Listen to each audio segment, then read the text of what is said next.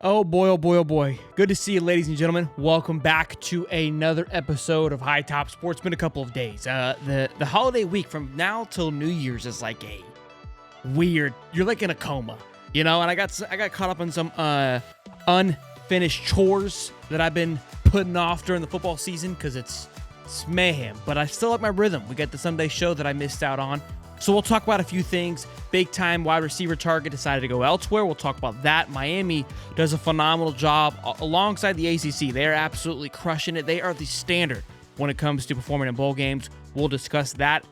Some big time offensive linemen. We got to talk about it because I'm fired up. It's interesting.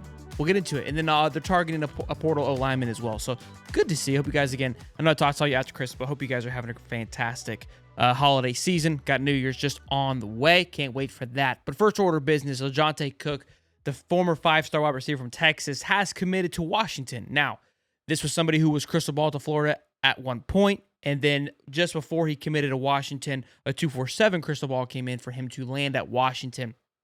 And there were some murmurs going on in our Discord and other areas about Florida kind of was the decision. I think he was really wanting to be at Florida.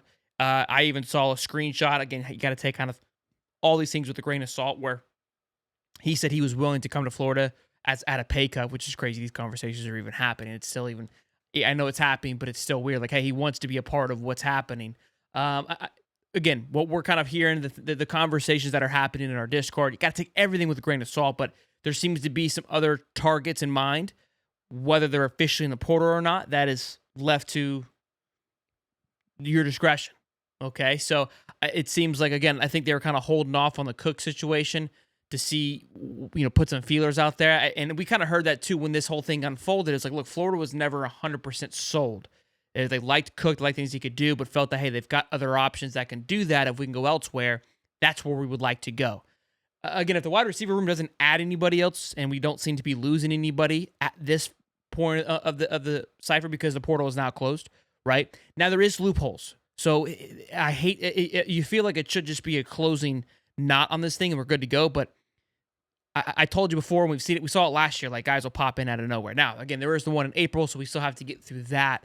But at least right now, I think we've got a good foundation. I think the only question to remain, and I haven't seen this, is the Tyreek Sapp. Is he coming back, right? The only thing I think he could really do is go to the NFL. Now, here's where the loophole comes in. He could have his papers submitted, and it just hasn't really broke yet. I'm not saying he has, but that's where things could still happen. But I feel pretty confident that he shouldn't be going anywhere. It seems like maybe the only other option would be the NFL draft, which that's still an option, which scares the crap out of me. So, look, we said this was going to happen. I told you this portal stuff, even though it closes, this thing is still has a lot of wind beneath it still over the next couple of weeks, given the playoffs. So we've got playoff games in just a few days here. So that might open some things up. Those teams that lost, there should be closing, I think, in the next day or two. So, for them to enter in the portal. So those will all be things that we continue to monitor and keep an eye on. Now, I want to hop into recruiting just a little bit. I told you 2026, we're in it. Like, that's how quickly this thing moves. There really is genuinely no offseason because for the next 2 months, these kids will be visiting before the quiet period, which is in March. I don't have the exact dates. I want to get either Keith or one of these guys on here to talk about this because a lot of names are floating around right now.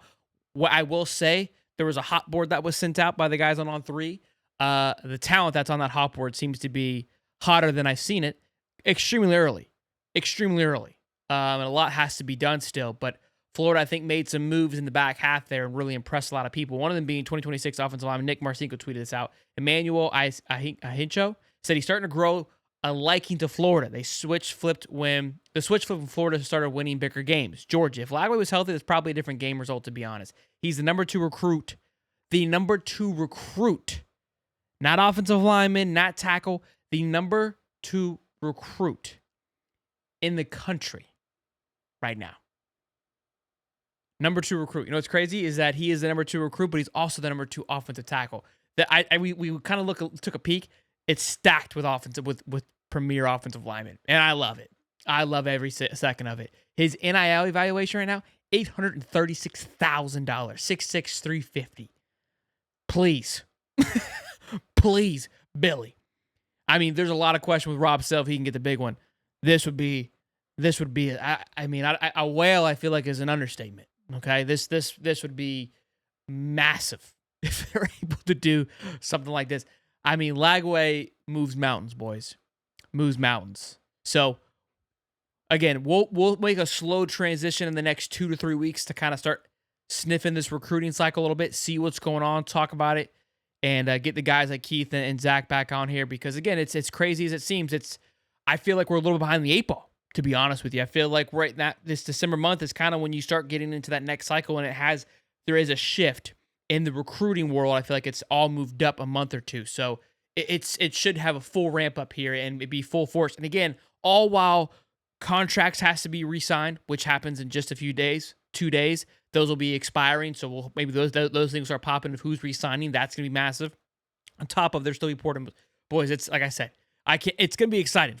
Hopefully, all good things will be happening for the Florida Gators in the next coming weeks and coming months. So it'll be interesting, and we'll talk about also too. There was an offensive lineman a tackle they targeted as well in the portal. I think again, if you could add one more, maybe whether a depth or a potential starting position, that would be huge. I'm not completely sold on that. We need one, but I'm not gonna hang over upset about it, because I want to see the talent. I mean, it's at this point, it's their time to get rock and rolling. Of course, show is brought to you by BetUS. Fantastic slate of games.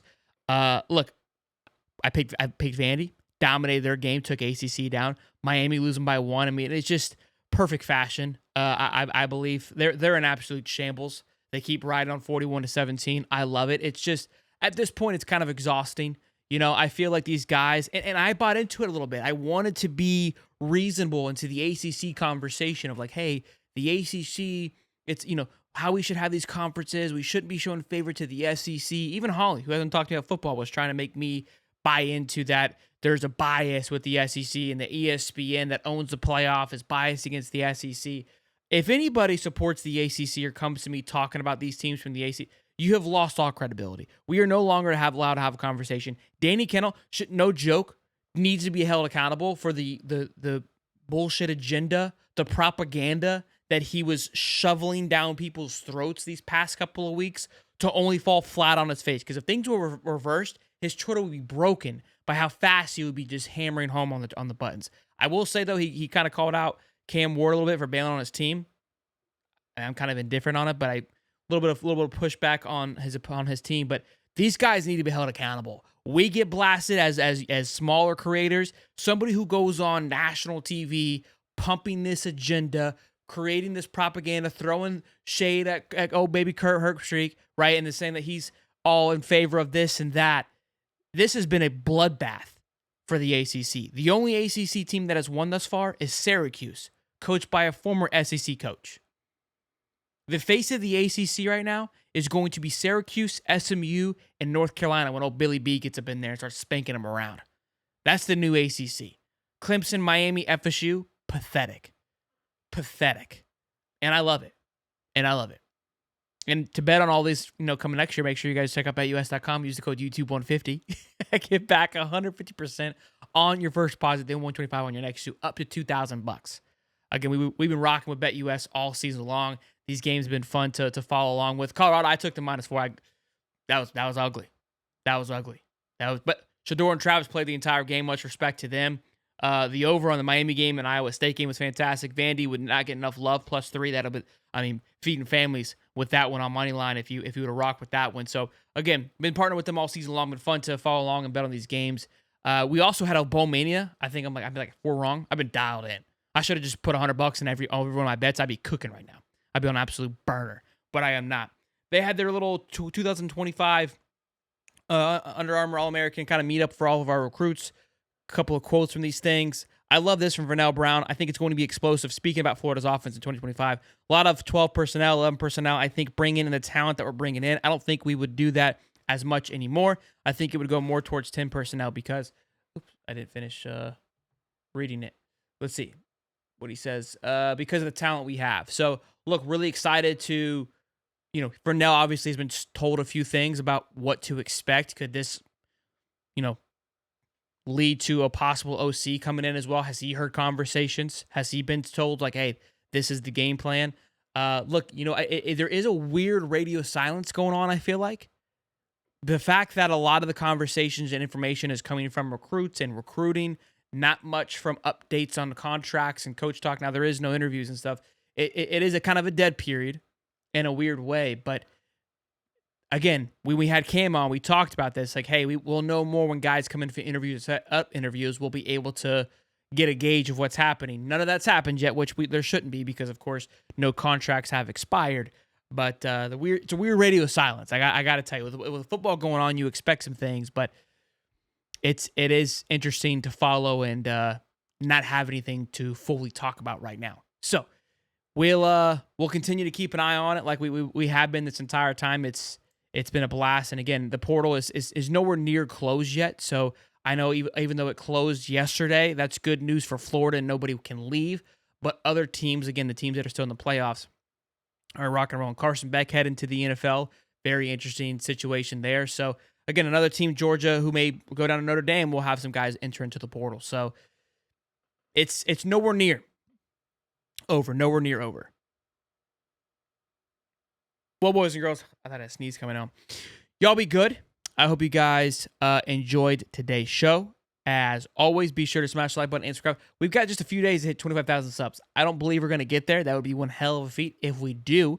But if you've been enjoying this far along this year, I have appreciated. Y'all be good. Peace and love. I'll see you boys in the next one.